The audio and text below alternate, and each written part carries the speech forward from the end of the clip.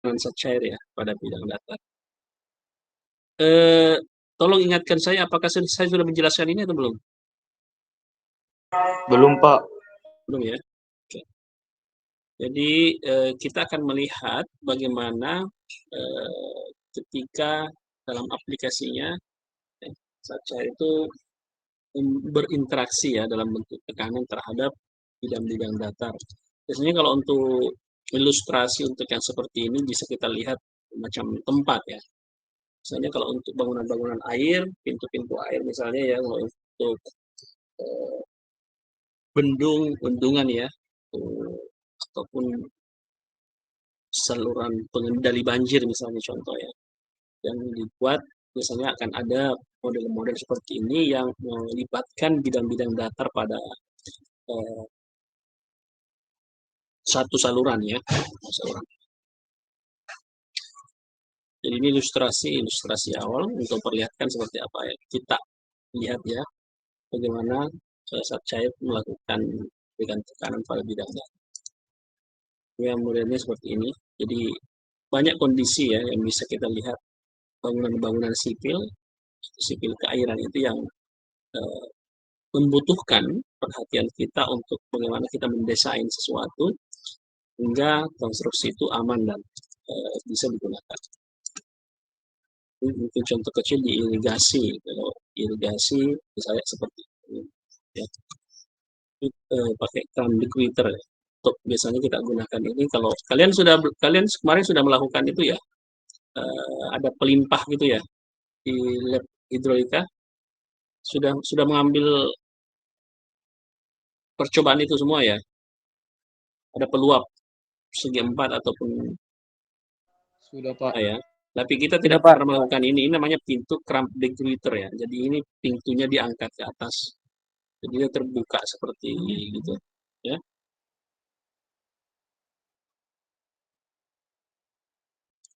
Oke.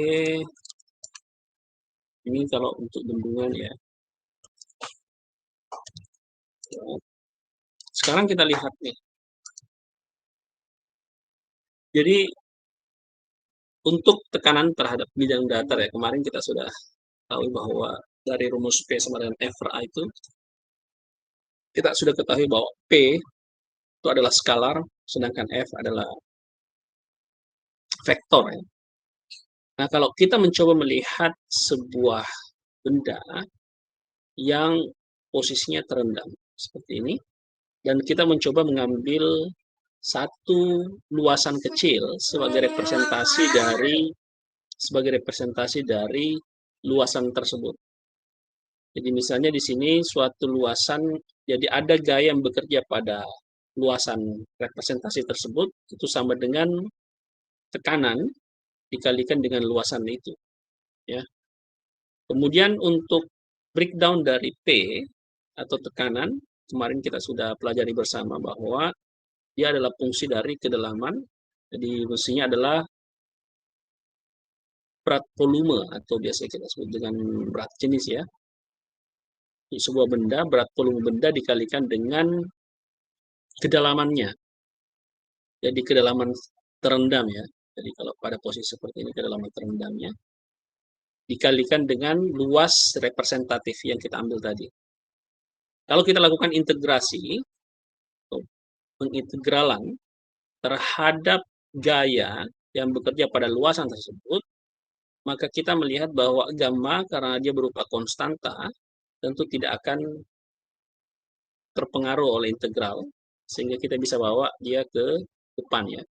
Sehingga yang tersisa adalah kedalaman dalam arah Y, dan ada luasan di situ. Luasan representatif yang digunakan tadi. Nah ini kalau kita lihat, luasan dikalikan dengan satu panjang, dia akan membentuk satu momen awal ya, disebut dengan first moment biasa, atau kita sebut juga dengan momen statis.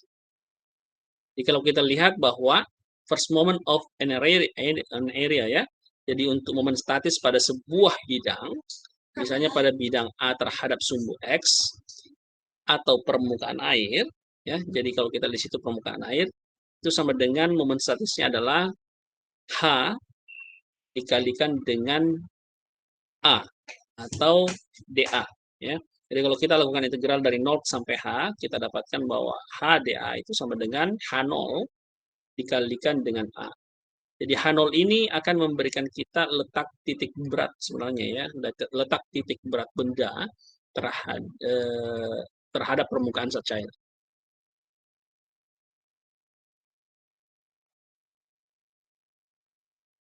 Nah, kalau kita lihat, jadi gaya tekanan total, tadi ketika kita dapatkan bahwa nilai P itu sama dengan gamma kali H0, ya, seperti yang kita lihat tadi di awal, bahwa M-nya sama dengan H dikali H, ya, dan dF sama dengan ini tadi ya, PdA.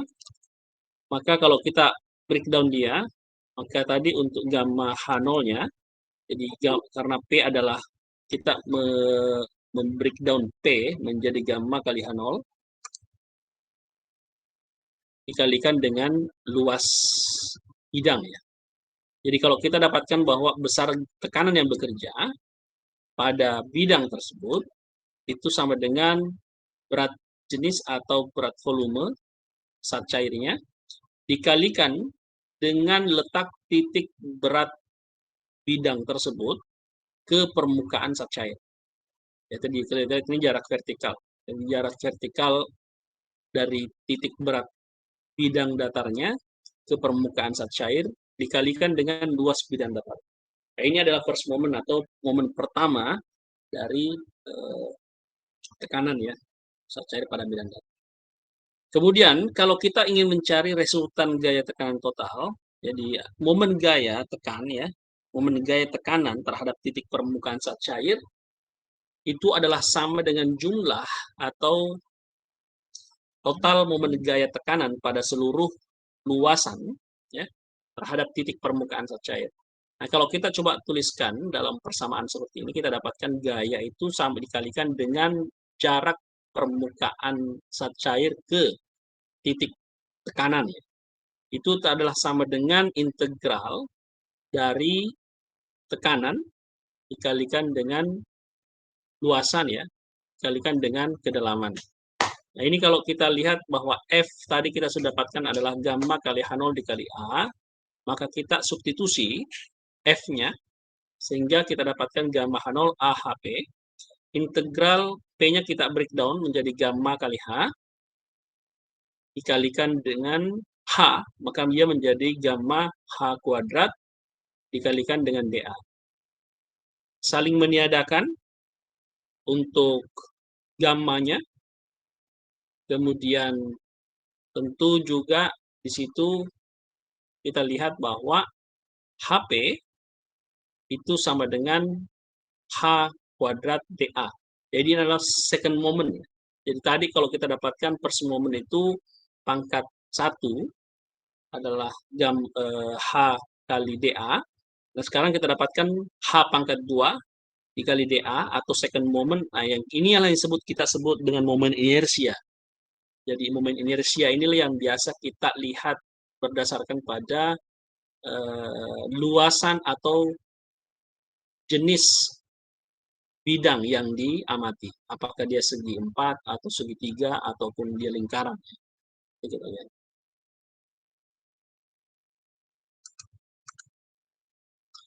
Nah, seperti yang kita lihat di sini, bahwa untuk momen inersia, misalnya pada sebuah bidang A, terhadap sumbu X atau permukaan air, jadi kalau kita integralkan itu dari H kuadrat untuk second momennya ya, ini kalau kita asumsikan bahwa H kuadrat dA, integral H kuadrat dA itu adalah sama dengan IX ya. Jadi IX ini sama dengan integral H kuadrat dA itu sama dengan I0 plus A kali H0 kuadrat. H0 tadi sudah kita ketahui adalah jarak dari titik pusat berat bidang ke permukaan air cair ya. Nah, sekarang kita lihat kalau kita breakdown ini, kita dapatkan bahwa persamaan yang sebelumnya tadi itu gamma kali H0 AHP sama dengan integral gamma H kuadrat dA, maka kita dapatkan bahwa HP itu adalah sama dengan ya Kalau kita dapatkan tadi HP itu sama dengan IX ya, per A kali H0. Jadi kalau kita dapatkan itu HP adalah IX-nya tadi itu adalah I0 plus A kali H0 kuadrat. Jadi kalau kita lihat di sini, ya, yang persamaan tadi yang pertama gamma H0 AHP. Kalau kita turunkan ya, jadi dia HP, H kuadrat DA itu adalah sama dengan IX, maka kita substitusi tadi itu H kuadrat DA menjadi IX, sehingga kita dapatkan nilai di sini bahwa besarnya HP atau jarak vertikal pusat resultan gaya tekanan ke permukaan zat cair itu sama dengan IX atau integral dari H kuadrat DA dibagi dengan A kali H0. Ya. Kalau kita sederhanakan, HP-nya ini kita dapatkan bahwa I0, kita masukkan nilai ini ya, yang I0 plus A kali H0 kuadrat dibagi dengan AH0, ini masih kita bisa sederhanakan, sehingga kita dapatkan nilai akhir untuk jarak vertikal pusat resultan gaya tekanan dan ke permukaan zat cair itu adalah sama dengan H0, jarak titik pusat berat bidangnya, ditambah dengan I0, I0-nya adalah momen inersia terhadap garis sumbu pusat bidang, dibagi dengan luasan dikalikan dengan jarak vertikal pusat berat bidang datarnya ke permukaan zat cair. Jadi yang perlu kita ingat bahwa besarnya HP itu adalah ini ya. Besarnya HP atau jarak vertikal pusat resultan gaya ke permukaan zat cair itu adalah penjumlahan dari jarak vertikal pusat berat bidang datar tambahkan dengan momen inersia dibagi dengan luasan dikali H0 ya, jarak vertikal pusat berat bidang datar. Nanti akan kita lihat seperti apa aplikasinya ketika kita lihat nanti di contoh soalnya. Sampai di sini ada yang mau ditanyakan? Ada yang tidak jelas di sini? Silahkan ditanya ya kalau nggak paham. Kalau ada yang kurang jelas, silahkan ditanyakan. Kita lanjut ya. Bisa lanjut? Atau ada yang ingin ditanyakan? Silahkan kalau ada yang ingin ditanyakan.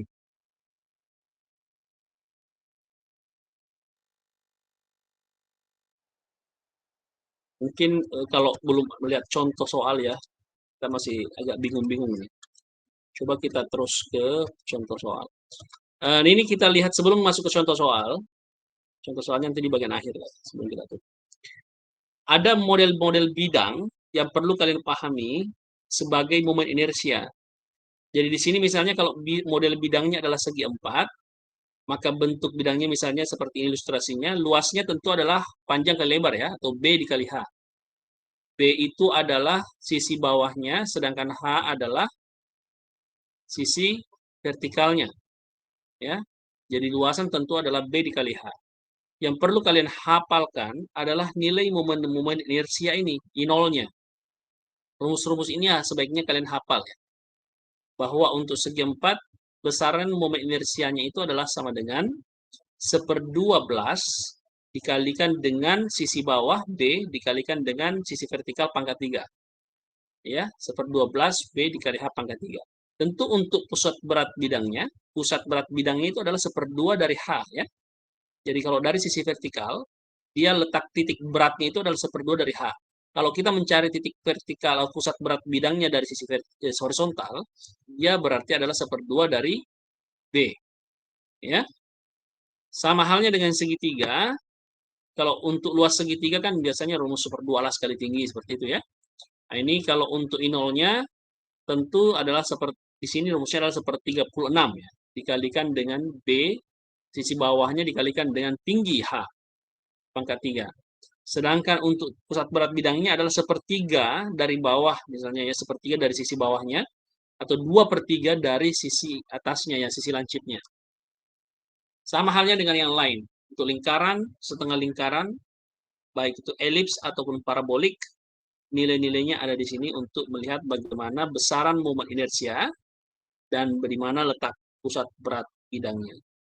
Ini cukup jelas ya. Jadi momen inersia ini adalah second moment ya, second moment atau momen kedua. Sekarang kita lihat contoh soal.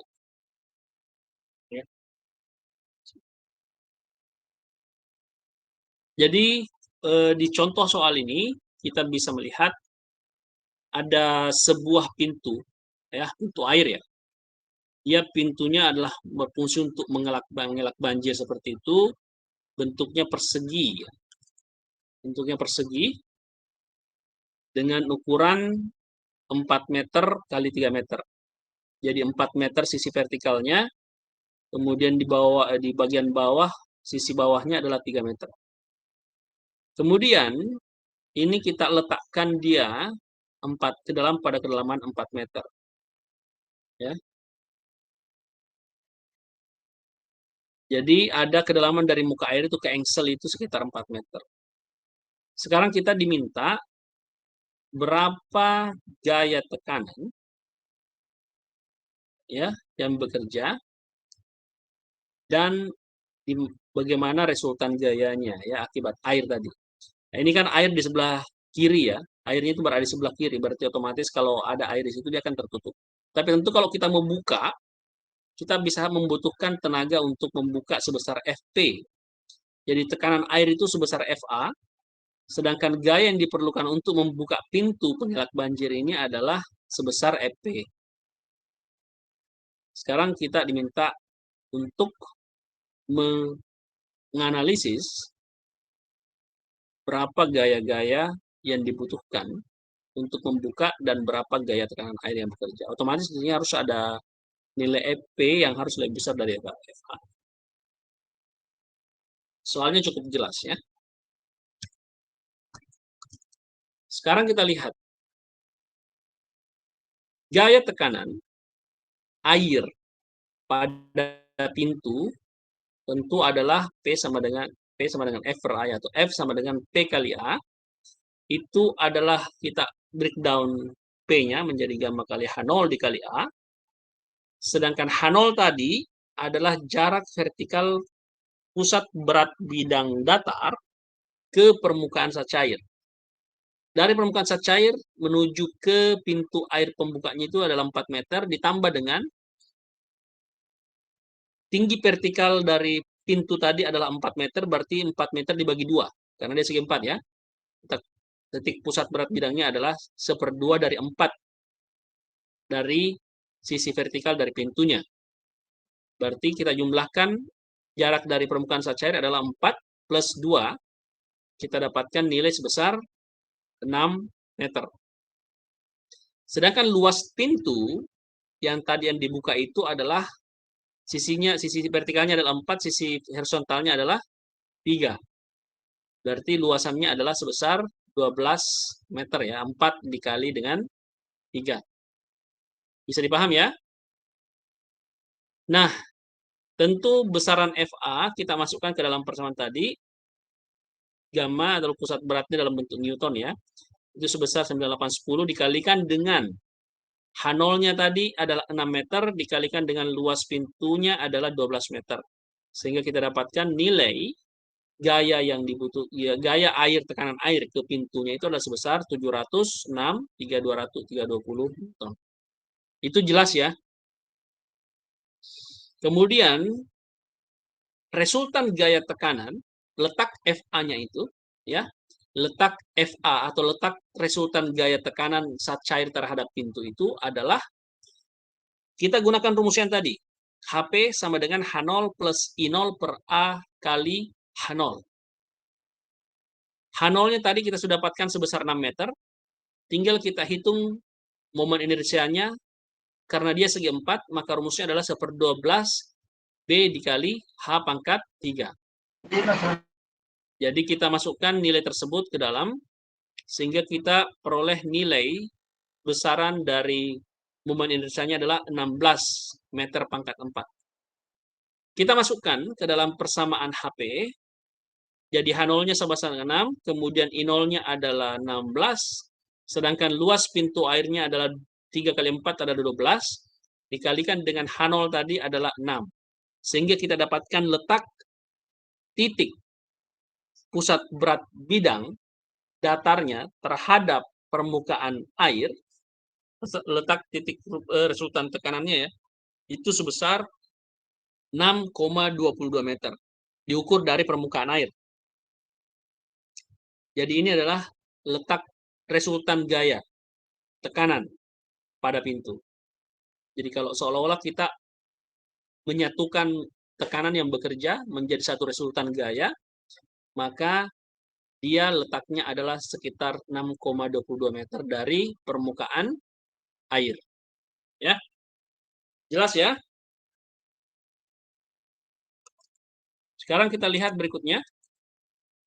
Nah, untuk membuka pintu air yang di bawah tadi itu, karena dia tertutup ditekan oleh air, kalau kita mau buka supaya air bisa lepas dan mengalir seperti itu ke sebelah ke hilir, maka kita melakukan perhitungan momen terhadap engsel tadi. Karena kan ada engsel di situ ya, di tengah. Itu kita sigma momen kan di situ. Berarti sigma momen di engsel adalah sama dengan 0. Maka untuk mendapatkan nilai FV, kita lakukan persamaan tadi. Besarnya FV, jadi kalau dari engsel ke FV itu jaraknya adalah 4 meter. Apakah dia berlawanan arah dengan jarum jam atau searah dengan jarum jam? Searah jarum jam, Pak. Betul, Zulkifli. 100 Zulkifli ya. Jadi dia searah dengan jarum jam, makanya dia menjadi plus di situ. Ya, karena dia searah. Dikalikan dengan 4, kemudian kita kurangi dengan gaya tekanan air tadi. Gaya tekanan air itu dari engsel jaraknya adalah sekitar 2,22 karena tadi ada jarak 6,22 yang kita hitung tadi ya. Kalau dari engsel sekitar 2,22. Tapi karena dia posisinya berlawanan dengan arah jarum jam, maka dia menjadi minus di situ. Kita samakan dengan 0, kita dapatkan nilai besaran FV itu adalah sama dengan 392 sekian ya. Jadi kita butuh gaya sebesar itu untuk membuka pintu airnya. Ada pertanyaan sampai di sini? Materi untuk malam ini tidak terlalu banyak ya. Saya cuma menyampaikan sampai di contoh soal ini mungkin ya. Kalau ada yang ingin ditanyakan silahkan. Apa cukup jelas penjelasannya? Jelas, Pak. Jelas ya. Jelas, Pak. Ya. Jelas, Pak. Jelas. Dan saya pikir materi untuk malam ini tidak terlalu banyak. Saya cukup